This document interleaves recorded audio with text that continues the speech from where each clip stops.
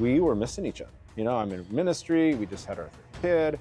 We weren't communicating about like really big life events. And we're driving home and we're missing it. That's the one thing I want to say is we want efficient, we want fast, we want a book, we want a one weekend retreat.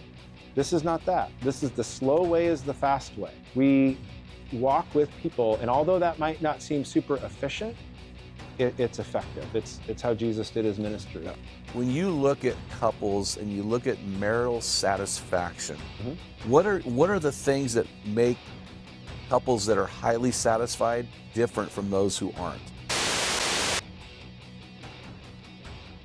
Men in the Arena Army, we salute you. Hey guys, thanks for listening to this episode of the Men in the Arena podcast. I'm Jim Ramos, your guide and host, leading you to your best version in the stress bubble of life and beyond.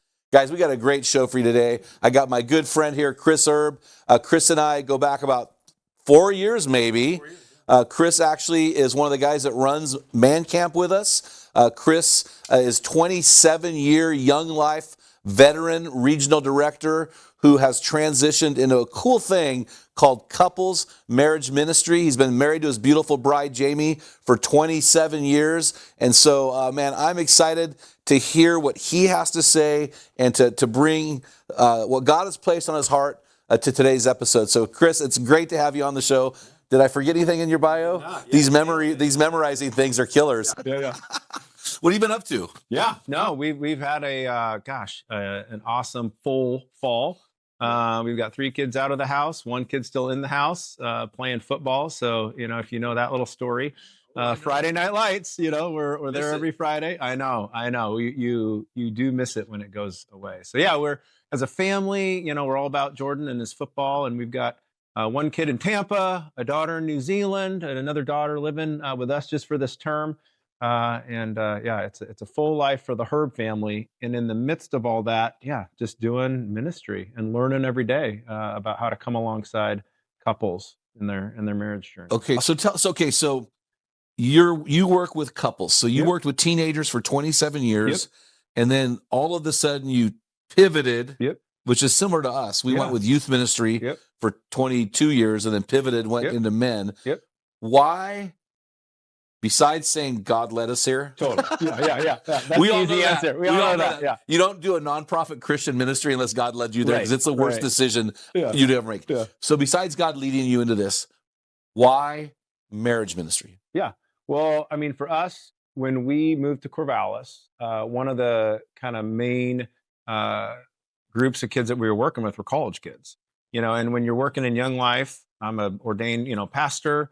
A lot of those college kids hit the end of college are like, hey, I'm engaged. Would you officiate our wedding? And so we, would do premarital. We'd walk with them. We'd officiate their weddings and just really, be available through that process. What we would find is, 2 years, 3 years down the road, we're getting calls from these, same couples going, we're hurting or we need help. We don't know where to go. And we would just simply answer the phone, listen, pray, offer, some advice, and felt like we were doing so little. But you rinse and repeat that process, over, 15 years in that role with college kids. We kind of added it up over the years. We'd probably done, 70 different, premarital and come alongside folks. And so as those folks are coming back around and as we're answering the phone and, picking up for them, the response from them was, oh my gosh, we're so grateful that you're here. We're so grateful you're coming alongside us. And we felt like we were doing so little, honestly. We were just available. We were just listening. We were just praying for them because we had this whole other, Young Life ministry that we were doing, and that was full time. And this was almost just kind of, an extension of that. And yet, as the years went on, we just saw this massive gap between kind of couples who needed, formal premarital, counseling. And then when the wheels are falling off the bus and there's crisis in your marriage, there's therapy and there's where you go there. But who is walking with them in that, kind of that middle place, that proactive, that we're kind of building the foundation of our marriage space. And so we kind of felt like, gosh, we think we're going to step into walking with couples at some point, kind of in our ministry journey. And, the answer you said not to say, God expedited that process for us. And because we saw that need of, you can go meet with an older man, as a mentor. Jamie has women in her life, my wife, who are older women as mentors. And there's a lot of that in the church. There's a lot of that in our world. There's very, very little. I mean, if any, couple to couple, like a couple that we both feel good with, a couple that we both feel like we can meet with. And I know that when Jamie's meeting with her mentor, that, that mentor woman is for me and for us. And so we found that there was just this really unique need for couples to walk alongside couples in our process of kind of starting the ministry and launching the ministry. I asked couples, over 150, have you ever had an older couple in your journey reach out to you and just simply ask you a couple questions? Hey, we'd love to have you over for dinner. And then when you're at dinner or at coffee or at breakfast, just asking you, hey, how are you guys doing in your marriage? Is there any way we can pray for you? Out of the 150, one couple, one said someone had done that in their marriage journey. So I think for us, we thought, gosh, there's a need. Relational ministry works. And that's why we stepped into it. So, and there's a gap also in the church with the 20-something ministry, which you get a couple's married 3-4 years, they're still in their 20s typically, absolutely, right? 100%. So is this because you and Jamie have a perfect marriage? I mean, how would you describe your marriage? See, that's what I do when they ask me about mine. I'm like laughing. I'm like, it's great. We're hanging in there doing our thing, but it's hard work. No, and that's I think that's the beauty of it. One of the things we kind of encourage couples in is it's about practice, not perfection. That, hey, we're going to share with you because it's life on life. We're going to share with you where we've struggled. We're going to share with you where we're struggling and what we're working through right now. Because, it's not about having this perfect marriage. It's about, health, growth, committing to the process, letting the Lord, kind of shape and mold us as individuals, and then give us a playbook and a game plan of how are we going to do this thing together. When we are both in process, we are both growing. We do have our blind spots. We've got areas that bump up against the other person, and so I think that's the beautiful part is as couples get to see that transparency and vulnerability from us. They wouldn't get to see that if we were spending all of our time upfront teaching, right? But because we're coming alongside them, because it's the four of us sitting in a room and talking about our stories and talking about our journeys, talking about the different things that, we're walking in today, the fight or the conflict we had yesterday, so oftentimes, couples will, call us back later, go, it was just so good to hear, that you guys are there too. It's like, oh, right. Them too. Right. Like they have stuff in their life too. So it encourages them to keep going, keep taking the next step. It seems like there's a prevailing lie in the church about marriage that solid Christian couples don't fight, don't argue, don't bicker. Right. And when you bring couples in and you mentor them and you do life on life, they're going to see it all. Oh yeah. 100%. Where, I know we were involved in a couples weekend that we would go to. Yep. And you watch these couples and you're like, oh, I wish I could be like that. Right. You know what? Like that, superficial and performance based. Right. I mean, see those guys behind closed doors. I mean, don't get me wrong. There's a place for that. Yep. But you can't use that as your litmus test for marital health. You know what I mean? Right. 100%. Yeah. Yeah. And the fun part that we get to engage with, I was just talking to a husband about this yesterday. It's like healthy marriages have conflict. They all have conflict. It's how we have those conversations, how we navigate the conflict together.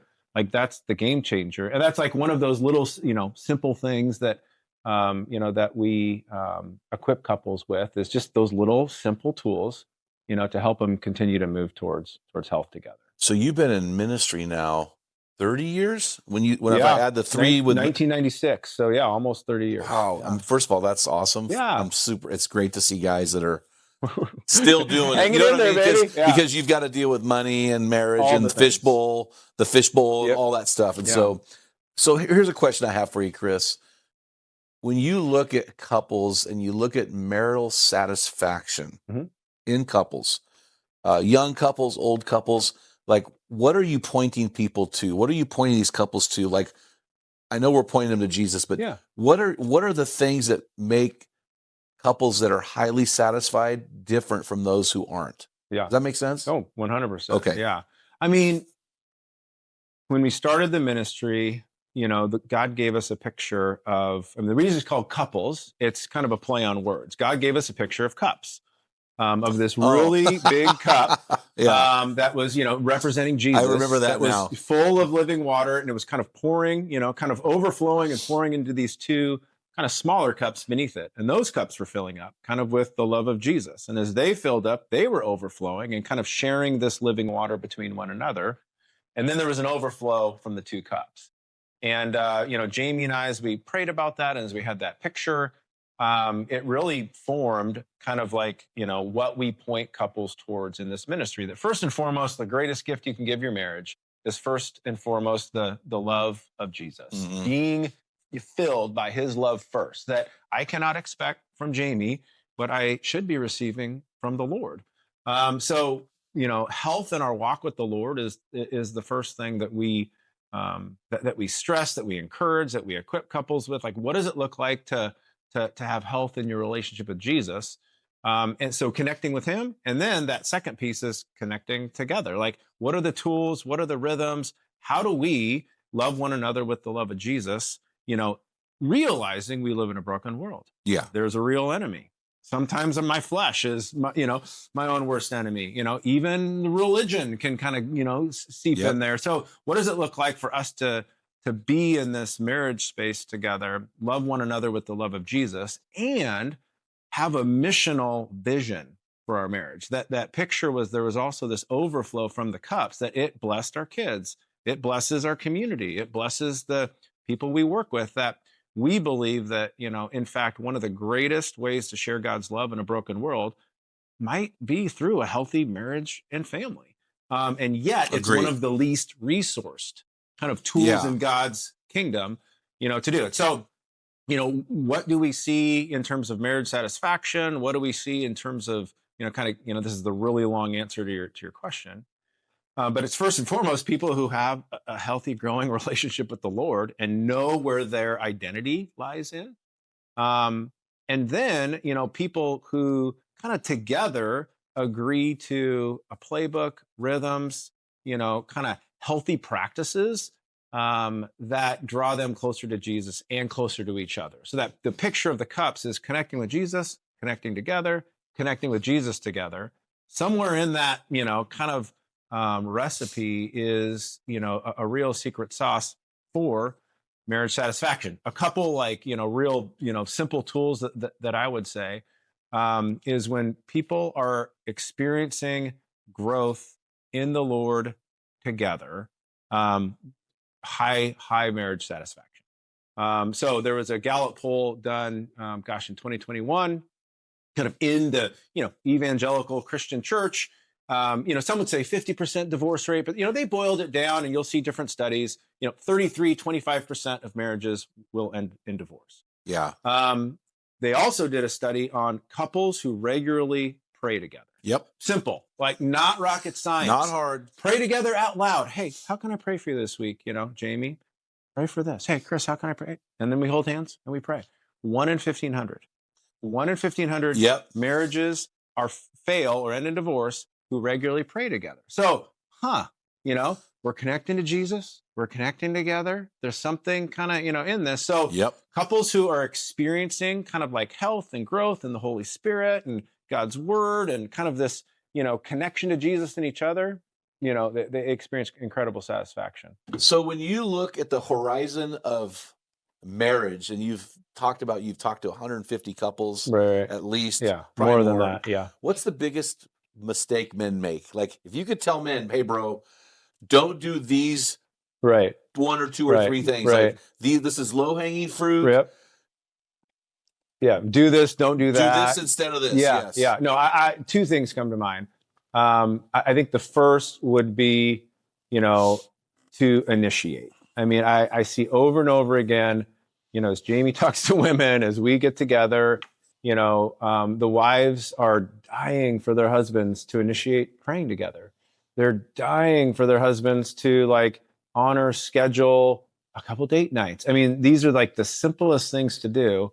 And yet in the midst of life and busyness and jobs and kids or, all the different things, that we don't initiate. And it's easier, to take the path of least resistance and throw on, the game or Netflix or whatever at night and not, pause and go, hey, how was your day? Or can I pray for you?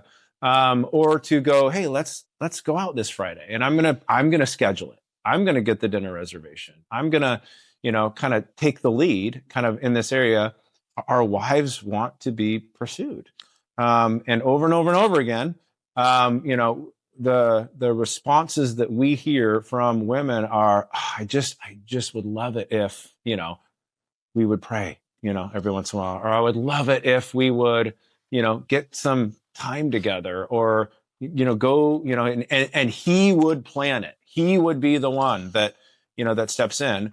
And it's interesting because we host all sorts of events. We host date night events. We host, these virtual workshops. We host these virtual prayer evenings, and we have signups for those. And I'll tell you, 90% of the people who are the ones who sign up, they're the ones who go on the website, the ones who pay, the ones who do the things. It's the wives. Whenever I see a husband, like he's the one that did it, I'm like, yeah, you're taking the lead, like you're initiating, you're stepping in, you're valuing this as important. So kind of, initiate is a little bit of a vague word and it can be applied in a lot of different spaces. Yeah. But as as the spiritual servant leaders of our family, like leaders initiate. So it's really interesting. So I agree with you on that. Men typically don't default to leadership. Right. In the relationship. Women do. Men typically don't default to initiate. Right. Women do. Men typically don't default to romance. Women do. Yep. And I think of Ephesians 5 where God tells men 4 times in 5:22-33 to love their wives. Yep. And he tells the wife 0 times to love her husband. Right. But he tells her to respect. Yep. So her default is love. Right. So she doesn't need to hear about loving. She's going to do that by default. Right. But respect is her issue. Yeah. His default is respect, and love is not his default. So he's told to love. And I thought it was really interesting. I think as you were talking, I thought, well, maybe that's why God has called men to lead, because that's really something we have to try to do. Yeah. And I know for me personally, so every Thursday, I'm the same way. Yeah. So every Thursday for 20 years, every Thursday we had a date night. In fact, it was so religious that when we moved to Oregon, our little babysitter actually moved up here with us. Yeah. I mean, because she became that close to the family. Right. And now she's a pastor. So that's kind of cool. But not so then once you schedule that sacred cow every Friday night, every Thursday night, then you just, when that day comes, just rotate through your creative things. Yeah. Go to a Mexican food restaurant and just get rocket science. Get a Coke and get free chips. Yeah. Go to Goodwill and walk around, follow her as she shops. Yeah. I mean, it's not hard. Go watch the sunset. Yeah. It's go play cards. Go. Yes. I'm just thinking, guys, this really is low-hanging fruit. Right. And you're in the stress bubble, you're raising kids. You don't have time to do something new every week. So schedule a sacred cow and just just rotate 5 or 6 things. Yeah. She won't even know. Yeah. She'll just know every 6 weeks. It's, we did that before. Yeah. We were on a single income ministry budget with 4 kids. And we'd put all of our kids down to bed. We'd have a college kid come over. They'd watch a movie. We would go to a coffee shop that was closest, to our house, just in case something happened. And our date night budget was $5. She'd get a tea. I'd get a, hot chocolate, and we'd play cards, and so, or we'd go on a walk if it was nice out. So it doesn't have to be, the big production. It's just creating the space, prioritizing that time is huge. Let's motivate the men even more. When you connect with your bride, when you dabak, that Hebrew word dabak, and do those 4 things, and when you connect with her spirit, she will connect with your body. Oh, 100%. Do you find that that's yes. there's a correlation? Oh my gosh, spirit connection. She wants emotional connection. We want physical connection. And, not that it's contingent one on the other, but man, Jamie sure does want to connect with me physically when she feels connected emotionally. Yeah, you as a man just sitting there begging for it. There's a little bit of earning. I hate to say this because I don't think a man should have to earn it. No. That's a women's ministry podcast. Right.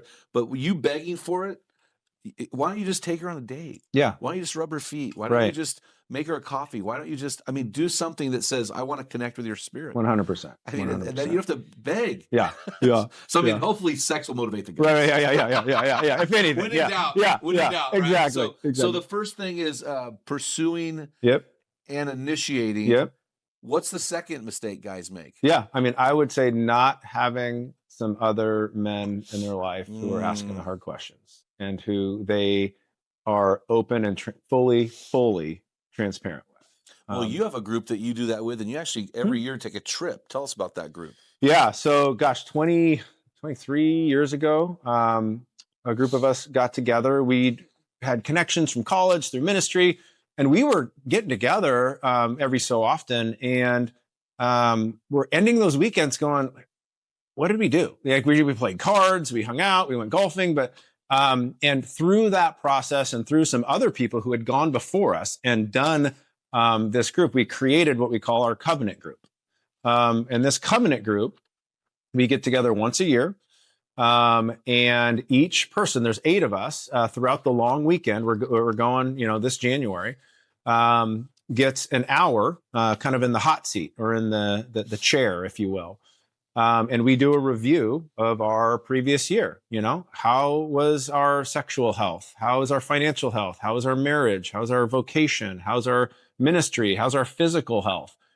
Different categories of our life that we've talked about, that we've set goals with from the previous year. Our wives get a survey. Our kids get a survey. When do you see Chris at his best? When do you see Chris at his worst? What's one thing you want these guys to know about Chris as he heads into the covenant time? So we share. Wow. Guys ask questions. Guys challenge us. They kick us in the butt. They call crap. It's your life is open, to the group. They listen, they love. And then at the end, they all encourage you. They pray over you. And at the end of the weekend, so 8 guys do this. Each share time is about an hour and 15 minutes. The end of the weekend, you stand before the group and you say, here are my intentions or my goals for this upcoming year. Everyone has them. And then we kind of have like a quarterly little call together to check in. And, we're talking and sharing life and, connecting with one another. We've been doing that for about 23 years, but I know that those men, they know what I struggle with. They know what makes me anxious. They know where I want to grow. They know, my hopes and what I'm hoping to accomplish in this next year. And they hold me to it in a loving way. We call them intentions, not goals, because we don't want it to be performative. We want it to be about the process and about practice, but also we all know that there are a few guys in our lives that they know everything. They know everything going on. And we've given them permission to ask the questions. Like, hey, how is your sexual health? Oh, it's good. Tell me more about that. Last year you said that you kind of struggled with this one area that was a real gray area. How's that going? Yeah. And then are you being honest with me? Like in a loving way, just to be transparent. The enemy wants to isolate men. The enemy wants us to kind of, protect ourselves. And in that space, when we don't have others that we can share with, we don't have others who love us enough to ask the hard questions, our life can be, it's horrible. Well, there's a reason, Chris, why you've been in ministry 27 years. You've been married 27 years to the same woman. Yeah. One woman for 27 years. There's a reason for that. And I bet you that these guys, 23 years of meeting with these guys, 100% have got to be catalysts. 100. We look at our group and we think, what guys would be, addicted to a substance or pornography or would have already maybe gotten divorced? And a lot of these guys are in ministry and love Jesus. And yet in our group alone, it's like, wow, just how God has used these men to encourage, to, hold accountable, to bless. It's been, profound. Okay. So I work with men's ministry is my life. Right. I don't have a group of guys that I can go back and have a year meeting with. Right. But I got guys I can do a weekly meeting with. Totally. What do you think about that? Yeah. What would you say to that? It doesn't matter the platform, right? Okay. We need a regular cadence of men who are with us. They're praying for us. We open up and are 100% honest, and they're asking those questions. And whether that's on a weekly cadence, ours happens to be kind of this annual, quarterly, fluid throughout the year cadence. You have to have your go-to guys, and you have to create space for those conversations. It's interesting because you said at least twice, I think 3 times, cadence. Yep. I've heard the word routine. Yep. I've heard the word practice. Yep. I've heard the word habits. Yep. So in the context of marriage, it sounds like it's more about the process than the events. Yeah. One thing that we'll share with couples all the time, because these are muscles that you need to develop. These are muscles that oftentimes aren't being used. And so we talk about this process of discipline to desire to dependence. So you might not be praying with your wife right now. It might be really uncomfortable. You might not know. It might not even go well the first time, right? It's that cadence or that practice starts and it feels like a discipline. Well, we know it's fruitful. We know it's good. And so as you practice that discipline a few times, oh my gosh, like on week 10 or a week 11, you're like, I'm actually kind of looking forward. I'm desiring, It moves from discipline to desire. And now I'm excited about praying with my wife. And now we get, into that practice for a few weeks. And then you miss a couple weeks and you're like, oh my gosh, like I need that. Like you depend on the prayer time. You depend on the date night.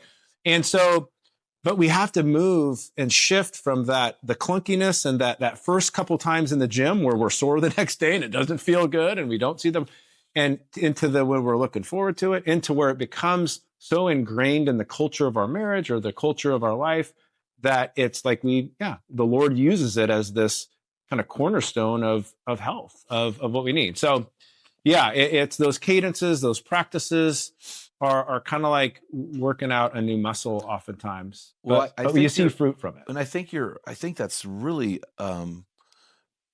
ingenious that you've said that. And it sounds so simple. And I look at my marriage and I think, man, we put certain things into place. Go to church every Sunday, have a date night every week, have breakfast with the family every morning, which one of my sons testified to in our podcast. So you can check that out. He was there. You didn't know. So as working out together, doing vacations together. Okay, so here's the question. Okay, I'm a guy listening to this podcast. I've been married 8 years. I've got 2 kids in the house. I got 1 on the way. And man, we just are clunking along. We don't have a rhythm. We're struggling. How do I establish, let's say one rhythm? Let's say date nights. I just think date nights are so critical. How do I establish date? Or how do I establish, praying with my wife? How does a guy go from clunky to cadence? Right. I mean, I would say a couple things, and I'll tell a story. First of all, pick one thing. I was so hoping you were going to say that because, guys, I'm going to go to the gym and lose weight. I'm going to go 5 days a week. No. Dude, you haven't worked out in 10 years. Right. Go for a walk. A week. And go for a walk. Do something that requires a shower. Start somewhere. Yes. Take that. Thank you for saying that. Take that first step, yes. And so whatever you and your wife feel like is like going to be the greatest return on investment, we just need to play right now. Let's just grab a date. Let's start with twice a month, or we need something to look forward to. We're going to do an overnight, a couple months from now. Or, okay, we're going to pray together, and we're going to do it just once a week on Sunday nights before we go to bed. And we're going to start there. Like simple, the brain wants, what's simple. So start there so in a simple place. Yeah. And Jamie and I, years ago, we'd had our 3rd kid, and we were missing each other. I'm in ministry. We just had our 3rd kid. We weren't communicating about like really big life events. Like, wait a minute, so-and-so is pregnant? You never even told me. I mean, like literally like ships in the night. No connection. Yeah. And we'd gone on our annual vacation, but we brought our daughter, Lauren. She was like, 6 months old. And we're driving home and we're like, we're missing it. Like, I didn't feel like I was leading and initiating. and we didn't feel connected. And so, this was our solution to a little bit of that question. We said, okay, we have to have a way to connect. And so Jamie grew up, her dad owned Christian bookstores, and there was all these devotions. And she's like, what if we did a devotion together? And, I grew up outside the church. I'm like, they're all so cheesy. I don't want to do that. And I said, listen, what if we just on Sunday nights, just asked each other a couple questions, that would just help us connect. And I said, what would you want to be asked? And we kind of went through this process. We came up with 5 questions. And they are not rocket science. But what it did was these questions on, a regular cadence, regular rhythm, it connected us. It helped us kind of navigate conflict. It helped us, pray together. But they were simply this: hey, what brought you joy this past week? So again, underneath the hood, what's going on? What's something that was hard this past week? Tapping into her heart. Right. What's one specific thing I can do for you this week? So what that question forced us to do was go, what do I need? What do I actually need this week from you? And vice versa. And if I missed everything else, I could change the light bulbs outside, or I could do the one thing that she asked me to do that week. So what's something that was, what was something that brought you joy? What's something that was hard? What's one specific thing I can do for you this week? How can I pray for you this week? Was number 3. Number 4, is there any unconfessed sin or unresolved hurt that we need to share and seek forgiveness for? So what that question, kind of forced us to do was, in the midst of life and hard and busyness or whatever, we both came to this place going, okay, we're going to go into our next week, and if there's anything unresolved, or if I'm harboring any bitterness or holding anything, this is where we share it. This is where we talk it out. And this is where we go to the Lord with it. So, 5 simple questions: joy, hard, how can I serve you? How can I pray? And then if there's anything in the dark that we need to share, if I've wronged you in any way, okay, that for us is where, if in my own sexual health journey, I knew that if I'd compromised in any way, unresolved, I got to share it, right?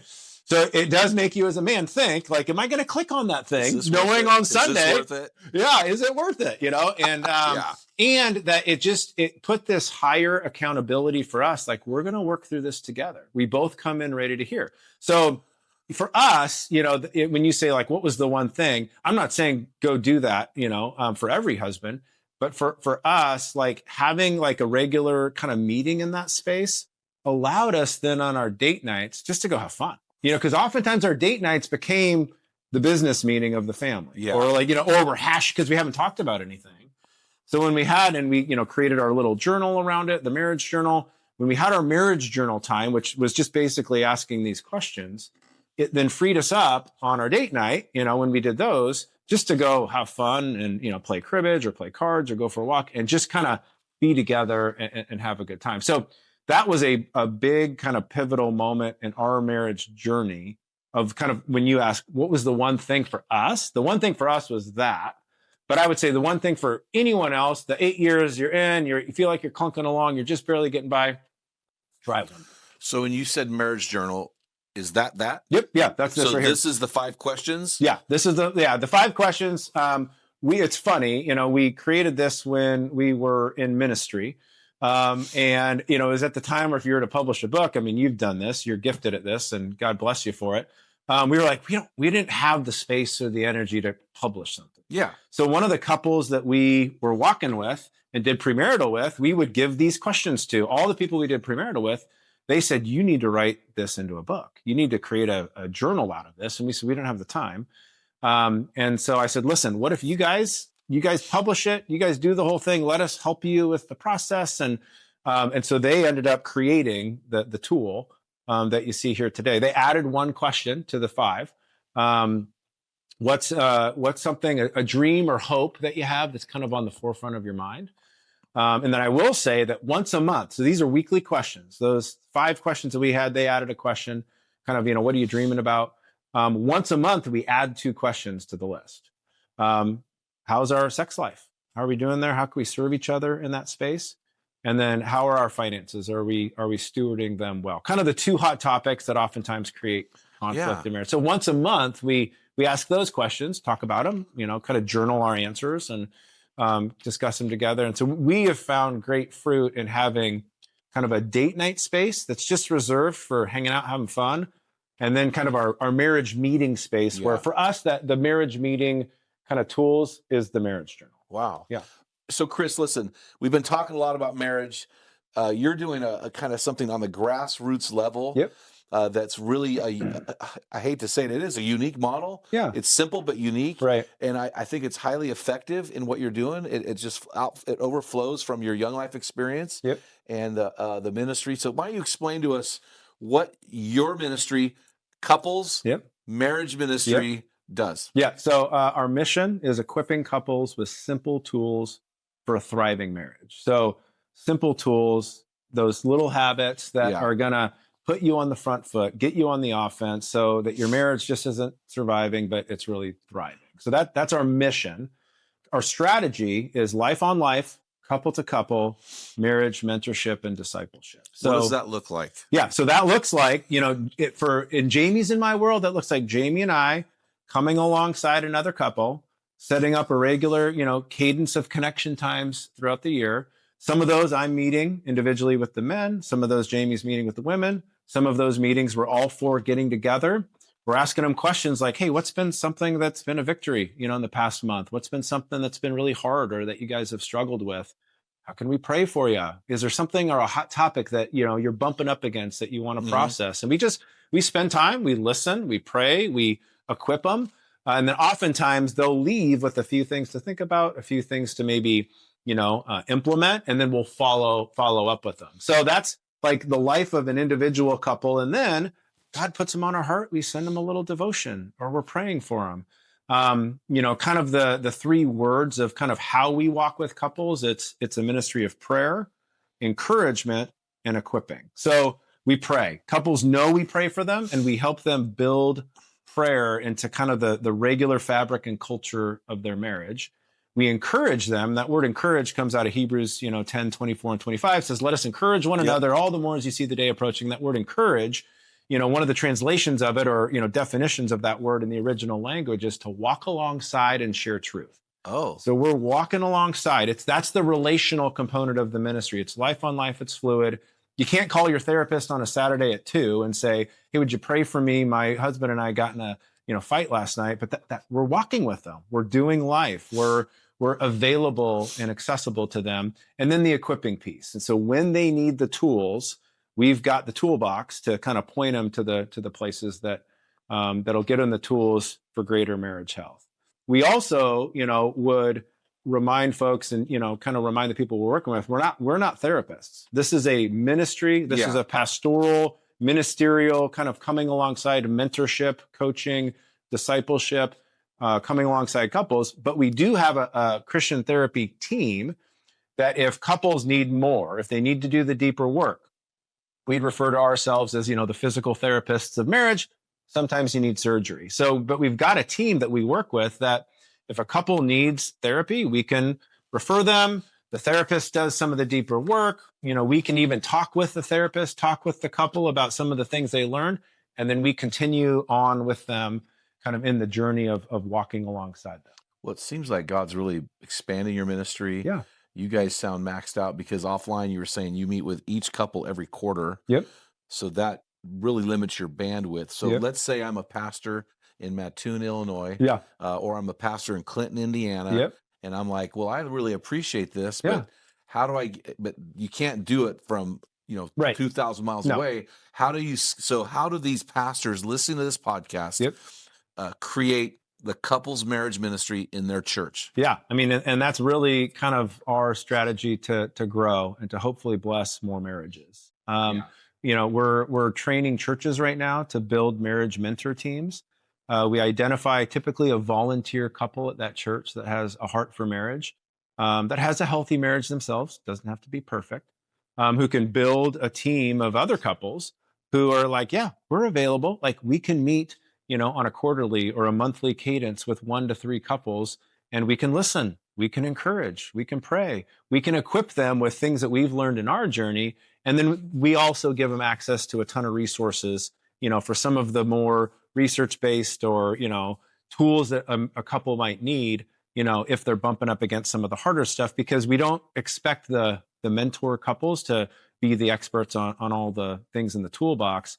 And so we offer, some tools as well. So yes, so we connect with a church. We've got people that can train that lead couple. We call it the lead couple who builds the team, to really train, facilitate, support, deploy a whole team of marriage mentors. Each of those marriage mentors walks with 1 to 3 couples at their church, and they could do it for 5 years, 10 years, 1 year. It really depends on that couple that's getting walked alongside, and if they want to kind of re-up from year to year. But yeah, we think that it's all there right in the church, right? We have the people who can encourage and mentor others. We've got the community within the church body that's supportive. And so, yeah, we're working with different churches right now and encouraging them to walk alongside couples in this relationship model. And I think that's the one thing I want to say is we want efficient, we want fast, we want a book, we want a 1 weekend retreat. This is not that. This is the slow way is the fast way, right? So we walk with people, and although that might not seem super efficient, it's effective. It's how Jesus did his ministry. That reminds me of a sniper training school. They say slow is smooth, smooth is fast. Yep, that's right. So this deep, I'm thinking of this, this mentoring, this walking alongside for years, yep. This quarterly meeting,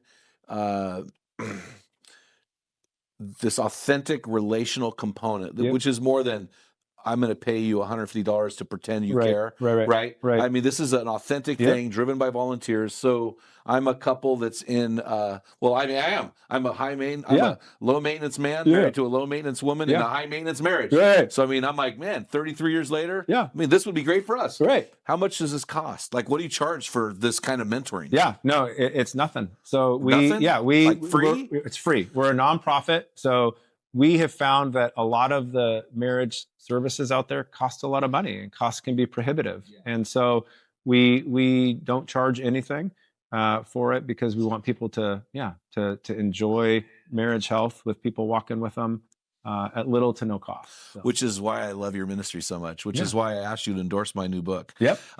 So that's really cool. Okay, so all right, so there's a lot here. I think we've just really helped marriages just in this.